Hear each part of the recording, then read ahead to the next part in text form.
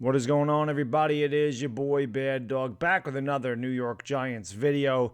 And finally, Giants fans, the season is upon us. Sunday afternoon, 4:25 p.m. Eastern Standard Time, MetLife Stadium, Denver Broncos, New York Football Giants. Best thing about opening day is everybody is tied for first place and everybody's optimistic about their team and what their team's going to do. And, of course, that always seems to change with the first month of the season. Hopefully it's not changing for us Giants fans. Most of us going into the season optimistic. Obviously, some question marks about the offensive line. But I'm pretty sure Giants fans are pretty happy with what the New York Giants did in this offseason. And in this video, we're just going to kind of talk about Saquon Barkley, Kenny Golladay, and the rest of the injury bugs that have hit the New York Giants, or talk about the injuries and the probability.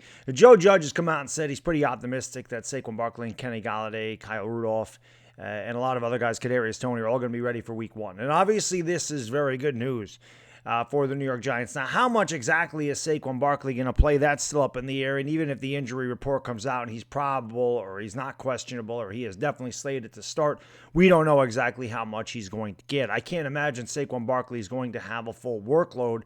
He was able to take some contact in practice last Thursday, which is a good thing. And Joe just said he liked seeing what Barkley was doing out there. So obviously that's a very good sign that Saquon Barkley's availability will be there. If nothing else, maybe they use him as a decoy or whatever. But he just changes the entire complexion of the offense with him out there. Same can be said about Kenny Golladay. Now, it's going to be very interesting to see exactly what Daniel Jones and Kenny Golladay can come up with, since they didn't get a lot of reps together in the preseason due to Galladay's hamstring injury. But obviously him being out there is going to be a lot better than him not being out there. So definitely looking forward to seeing what they could do there. A big red zone target at 6'4".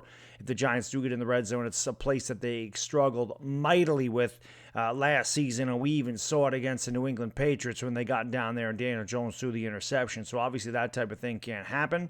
There is talk, obviously Kyle Rudolph is another big red zone target. He's very good in the red zone, and that's another target that Daniel Jones can look at and certainly help him. Listen, I'm wearing a Daniel Jones jersey, right? All these guys that I mentioned are going to contribute to Daniel Jones being a lot better this season. They need Saquon Barkley. They need Kenny Golladay. They need their playmakers to be healthy. They need that. Daniel Jones needs that. And they certainly need the offensive line to perform, because if the offensive line doesn't perform, I don't care how many weapons you have out there, because Daniel Jones is an elite quarterback. And elite quarterbacks may be able to get away with a bad offensive line in the regular season, but even they don't win when it comes time to win in the postseason. Okay, you need that offensive line. Still up in the air, still a big question mark. I don't even know if the Giants know what their starting offensive line is going to be going into the season, what positions they're going to play or whatever. It's really a mess, but it's encouraging to think that our playmakers are going to be out there. Now, Evan Engram, on the other hand, doesn't look like he's going to play. Now, obviously, this can change, but Joe Judge said that he hasn't made a lot of progress with the calf. As a guy that strained his calf before a couple of times, mind you.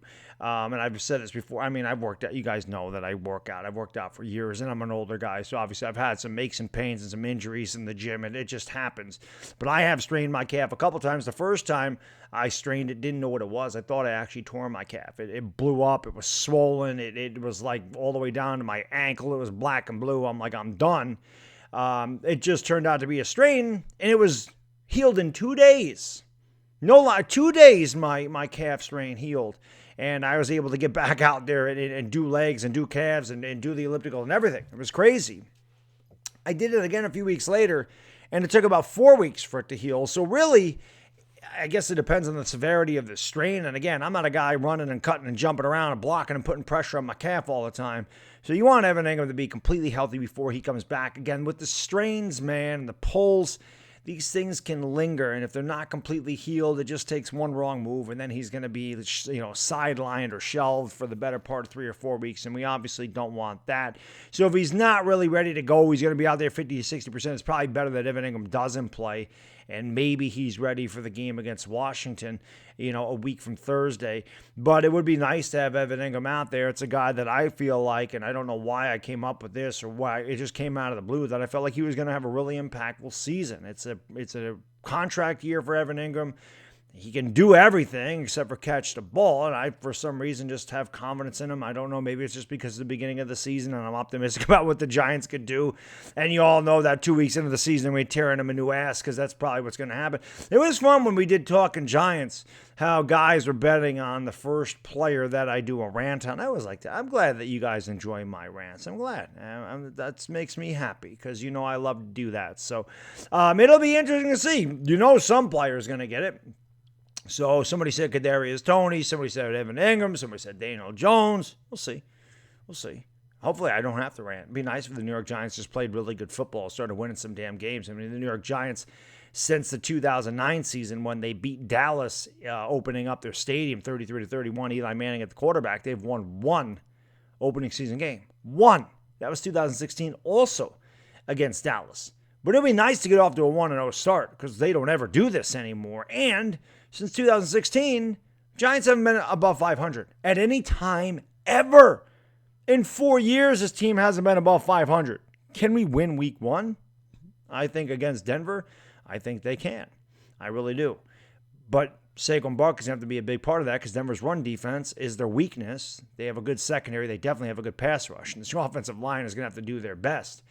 This is going to be up to Joe Judge. And it's going to be up to Jason Garrett, the offensive line coach, and everybody else to get this offensive line ready to, handle what's going to be coming at them from the Denver Broncos.